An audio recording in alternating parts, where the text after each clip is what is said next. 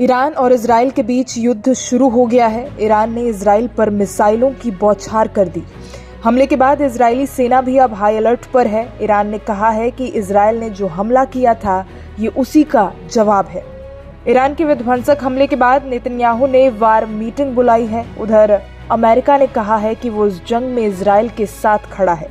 Iran को इसका जवाब जरूर मिलेगा। आपको बता दें, मिडिल ईस्ट में एक और जंग दस्तक दे चुकी है। हफ्तों से चल रहे तनाव के बाद ईरान ने रविवार यानी 14 अप्रैल को इजराइल पर हमला बोल दिया।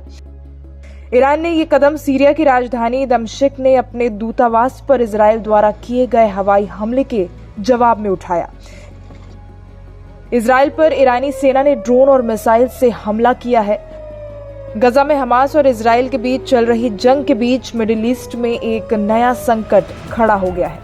ईरान ने 200 से ज्यादा ड्रोन और मिसाइलों के जरिए इजराइल पर हमले को अंजाम दिया। हालांकि इनमें से ज्यादातर को इजरायली एयर स्पेस में घुसने से पहले ही इंटरसेप्ट कर लिया गया। अमेरिका और ब्रिटिश एयरफोर्स ने ड्रोन और मिसाइलों को हवा में ही मार गिराने में इजराइल की मदद की है।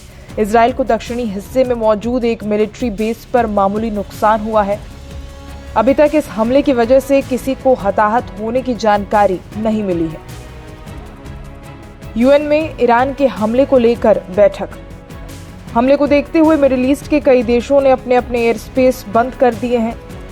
इजरायल ने पश्चिमी सहयोगियों और संयुक्त राष्ट्र के महासचिव एंटोनियो ने ईरानी हमले की निंदा की है। इजरायल की मांग पर रविवार शाम 4 बजे संयुक्त राष्ट्र सुरक्षा परिषद की बैठक होने वाली है। अमेरिका ने साफ कर दिया है कि वो इजरायल की मदद करने वाला है। वहीं इजरायली अधिकारियों ने कहा है कि ईरान के हमले का बदला जरूर लिया जाएगा। तो वहीं ईरान का कहना है कि इजरायली अपराधों की सजा के तौर पर यह हमला किया गया है। वहीं दमिश्क में हुए इजरायली हमले की ओर इशारा कर रहा था, जिसमें 2 कमांडर समेत सैन्य अधिकारी मारे गए थे। संयुक्त राष्ट्र में ईरान के मिशन ने अमेरिका को इस मामले से दूर रहने की चेतावनी देते हुए कहा, अगर इजरायल ने एक और गलती की तो ईरान का हमला और भी ज्यादातर जोरदार होगा। इसने कहा कि मामले को अब खत्म समझा जाना चाहिए।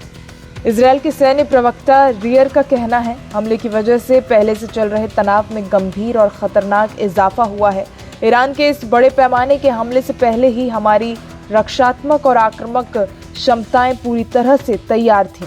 इजरायल के प्रधानमंत्री बेंजामिन नेतन्याहू ने तेल अवीव में वार कैबिनेट बुलाई है। इसमें ईरान के खिलाफ जवाबी कार्रवाई पर फैसला होगा।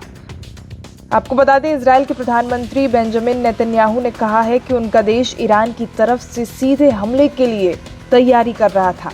हमारे डिफेंसिव सिस्टम तैनात हैं, हम किसी भी हालात के लिए तैयार हैं, फिर वो रक्षात्मक हो या आक्रामक। इजरायल मजबूत देश है, इजरायल की सेना मजबूत है और यहाँ की जनता भी ताकतवर है।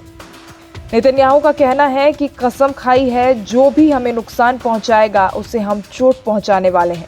उनका कहना है, इजरायल के साथ खड़े होने के लिए हम अमेरिका की प्रशंसा करते हैं, साथ ही ब्रिटेन, फ्रांस समेत उन सभी देशों की जो हमारे साथ खड़े हैं। हमारा एक ही सिद्धांत है, जो हमें नुकसान पहुंचाएगा हम उसे नुकसान जरूर पहुंचाएंगे। हम किसी भी खतरे से अपना बचाव निष्ठापूर्वक और दृढ़ संकल्प तरीके से जरूर करेंगे।